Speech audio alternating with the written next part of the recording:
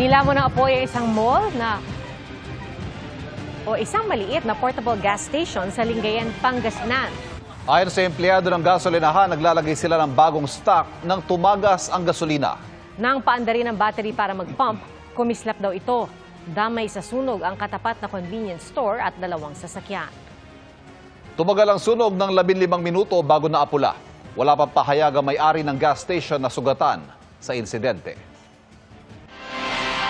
Sinisiyasat kung may kinalaman sa kaso ng mga missing sabungero ang nadiskubring 5 bungo sa San Jose del Monte, Bulacan. Nakatutok si Von Aquino. Nakasilid sa isang kahon na binalutan ng trash bag. Ganyan natagpuan ang 5 bungo ng tao sa San Jose del Monte, Bulacan alas 10 ng umaga noong July 13.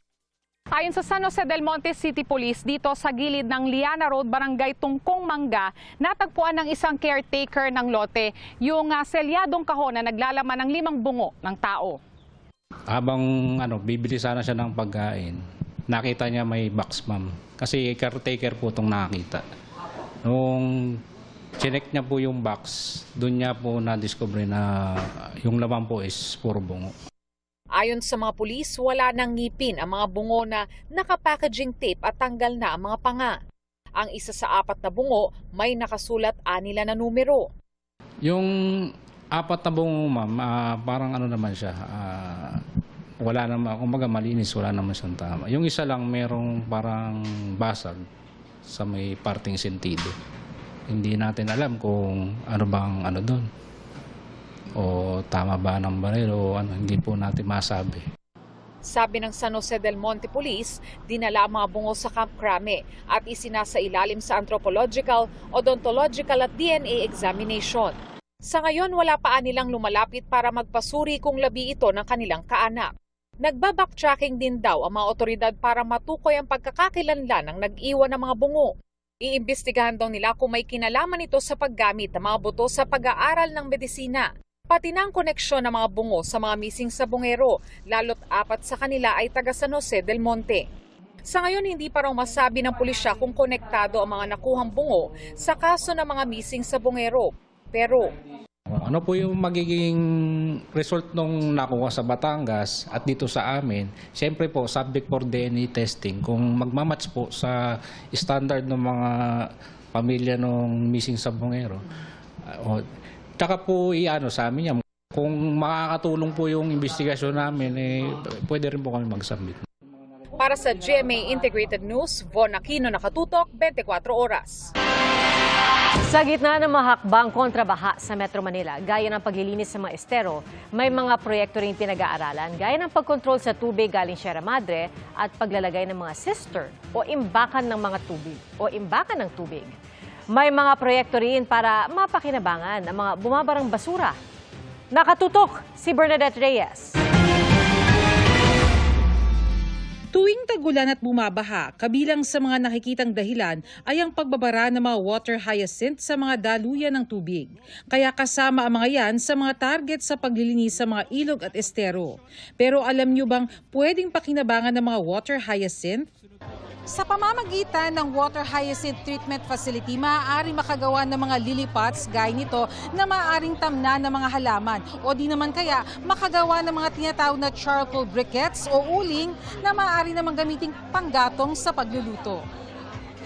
Pati na ang mga basurang nahahakot sa mga daluyan ng tubig maaaring i-recycle, gaya ng plastic bottle at crushed glass na ginagawang plastic bricks o hollow blocks. Pero ayon mismo kay Pangulong Bongbong Marcos, susi pa rin ang disiplina sa basura para iwas baha. Kahit maganda na lahat ng flood control project natin, kapag ganito pa rin ang ating estero, wala rin, mababaha pa rin tayo dahil walang madaanan yung tubig. Kapag malinis ang mga estero, mabilis din mawala ang baha. Kaya naiiwan ng baha dahil walang madaanan ng tubig. Sinabi ito ng Pangulo matapos inspeksyonin ang paglilinis ng Bully Creek sa Pasig na bahagi ng Bayanihan sa Estero program. Layo nitong hikayatin ng komunidad na tumulong sa pagtatanggal ng mga nakabara sa mga estero. Whole year round naman namin to ginagawa. It's just that this time, we will involve the community, LGU, barangay, volunteers, even private sector. Bago pa ang bagyong Krising at mga sumunod na bagyo at habagat na nagpabaha sa Metro Manila, 12 sa 23 estero ang nalinis na ayon sa Pangulo. 881 cubic meters na mga bumarang basura ang nakuha sa mga yan ayon sa MMDA. Ang 11 pang mga estero nililinis pa raw sa pakikipagtulungan sa mga LGU. May mga desiltation din daw o pag-alis sa mga lupang inanod sa estero. Yung watershed kung saan nanggagaling yung tubig, pagka maraming puno, hindi nadadala yung lupa. Hindi magsisilt ng ganito. Kapag maraming puno. Kaya kasama sa watershed development na magtatanim tayo ng puno para hindi madala ng tubig yung lupa. Ayon sa DPWH, pinag-aaralan pa kung paano makokontrol ang tubig mula sa Sierra Madre watershed na umaagos papuntang Pasig Marikina River. Gagawa po kami ng mga siguro 3 maliliit na dams doon sa itaas to restore mag-impound ng siguro mga 100 million cubic meters para doon muna i-impound yung tubig baha. Huwag natin palalabasin kaagad dito sa may Pasig Marikina River. Plano rin maglagay ng cistern o imbakan ng tubig tulad sa BGC sa Taguig na maaaring sumalo ng tubig para maiwasan ang pagbaha. Kung ano yung available spaces in the city, pwede hong gawing cisterns ang tawag ko. Cisterns yun para yung tubig baha, yung runoff po na dumadalo, yung halimbawa umulan na hindi muna mailabas, doon muna sa ilalim. Marami po yung na-identify na mga areas, kagaya po doon sa Campaginaldo, sa ilalim ng golf course, pwede munang imbakan ng tubig baha doon kasi doon talagang perennial na binabaha. Pinag-aaralan ding maglagay ng mga cistern sa bahagi ng UST sa Espanya at Loton sa Maynila. Para sa GMA Integrated News, Bernadette Reyes, nakatutok 24 oras. 2 NBA star bumisita sa bansa, kabilang dyan si Ja Morant na nagpasample pa ng signature basketball at dance moves. Nakatutok si Martin Javier.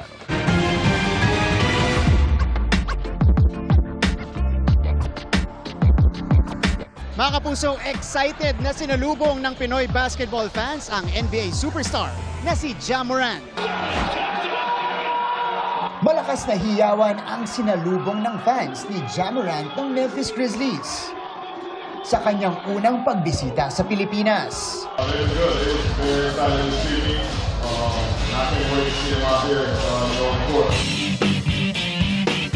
Nagpakitang gila sa harap ni Ja ang ilan sa mga pinakamahuhusay na manlalaro ng high school mula sa De La Salle Zobel Junior Archers at mula sa local community.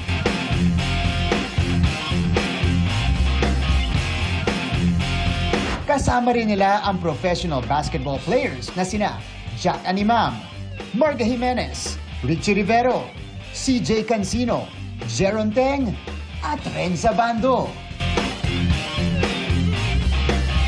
Hindi rin siyempre nawala ang signature Grady dance ni Morant. At nagpakita rin ng kanyang dunk.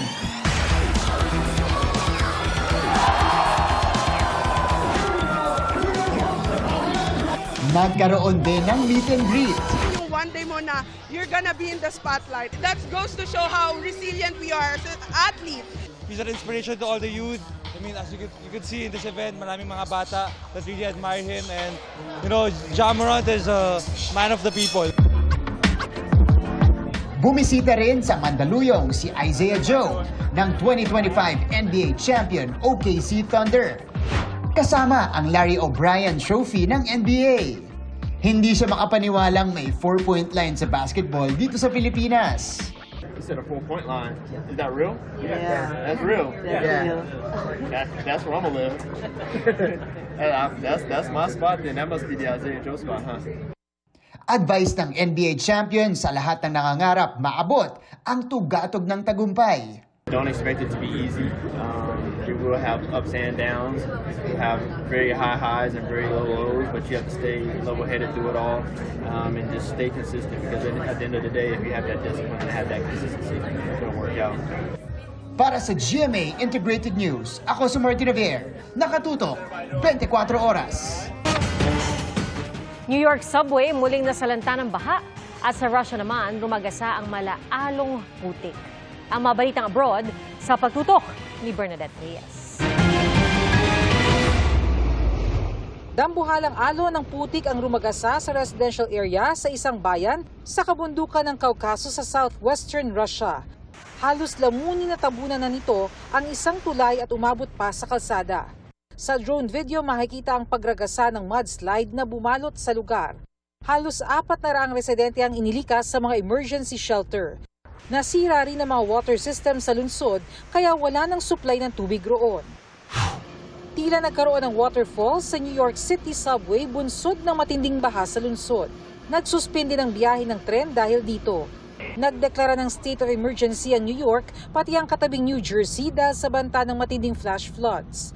May flash flood warning din ang National Weather Service ng Amerika sa ilang bahagi ng Northeast Urban Corridor.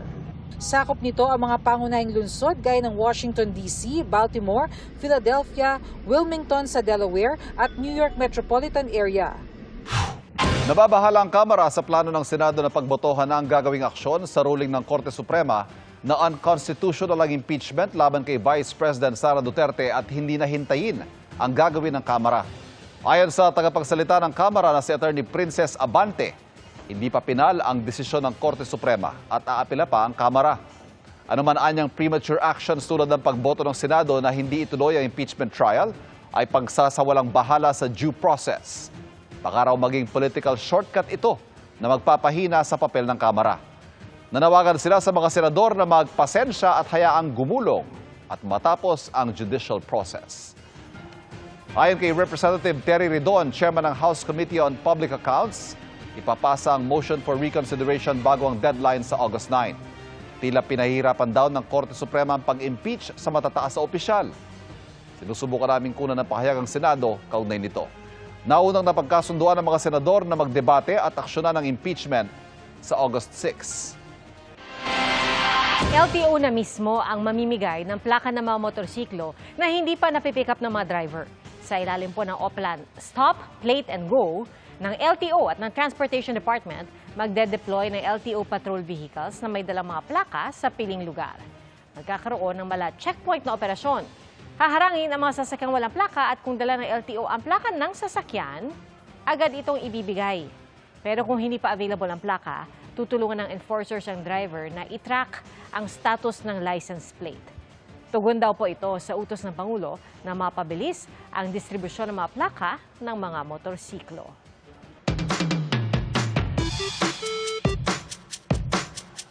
Malakas daw mga probinsya ng eksena sa UP Diliman.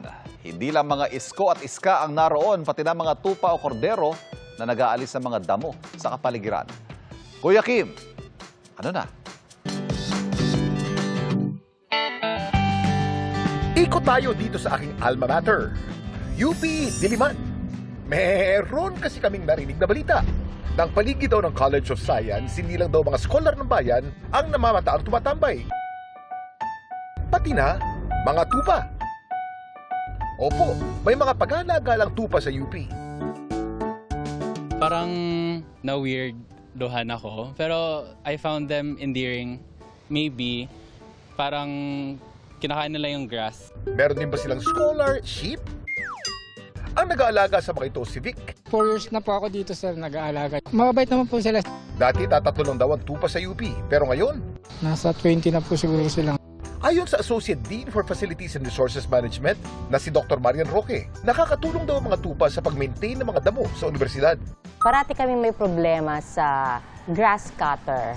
Mahal ang gasolina, nasisira. May nag-mention that yung mga sheep daw ay magaling silang grass cutter. Ayun yung pang isang amazing about them.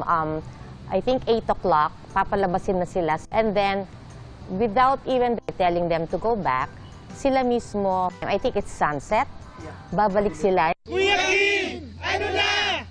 Ang mga sheep o tupa, gaya ng mga kambing, mga herbivore o kumakain ng halaman, sila rin ay ruminant animals. Ibig sabihin, ang kanilang mga sikmura ay mayroong multiple chambers. Dahilan para mas madali nilang ma-digest ang mga damo o halaman. Madalas din sila makita magkakasama. Nagsisilbi itong proteksyon laban sa mga predator. Pag masama-sama kasi sila, mas mahirap para sa predator na umatake. Ano naman kaya ang balak ngayon ng admin sa mga tupa sa College of Science? Di-discuss pa yon, although there are too many. Siguro yung iba baka bibenta, and then the proceeds will go to the janitors taking care of them. I think the students have learned to love the sheep. It's difficult to let go kasi parang naging mascot na sila. Ang mga tupa, patunay na basta sama-sama, lahat makakaya. Para sa bayan. Ito po si Kuya Kim at sagot ko kayo, 24 oras. Pinangambahan ng mga residente na isang barangay sa Pasig na baka sinkhole ang tumambad sa kanilang mga butas sa lupa. At ang isang bahagi ng kalsada, tuluyan ng gumuho. Nakatutok si Katrina Son. Miyerkules nang isumbong sa Barangay Ugong sa Pasig City ang tila lumubog na parte ng Eagle Street. Pagdating doon, kapansin-pansing nagkabitak-bitak ang isang bahagi ng kalsada. Pangamba nila, baka sinkhole ito. Agad nag-inspeksyon ng Barangay Ugong Rescue. Tumambad sa kanila na halos wala ng laman ang ilalim ng naturang bahagi ng kalsada. Sa loob ng isa sa mga butas, makikita ang mga gumuhong parte nito. May mga batong makikita at ilang parte na lang nito ang may lupa. Ayon sa assessment ng city, erosion. 1.5 meters yung lapad, 6 feet below the ground. Maaring matagal na raw ito, ngunit ngayon lang nakita. Nagkasunod-sunod din daw ang bagyo at ilang araw ang naging pag-uulan. Bali yung tubig, wala na napagdadalo yan, hindi nakakonek sa main drainage yung manhole natin. Nagkaroon ng kung saan paglalagusan ng mga tubig. Pag-uusapan daw ng barangay ang pagkumpuni rito. Babakbakin din nila ito at kung kaya ay sesementuhan kaagad. Mabuti na lang din daw na walang mga dumadaan dito na motorista. Wala rin masyadong mga tao at malayo sa mga bahay. Gayunman, hinarangan na muna ang apektadong kalsada para masiguro ang kaligtasan ng lahat. Sinusubukan ng GMA Integrated News na kunan ng reaksyon ang Pasig City LGU, ngunit wala pa silang tugon. Para sa GMA Integrated News, Katrina Son, nakatutok, 24 oras.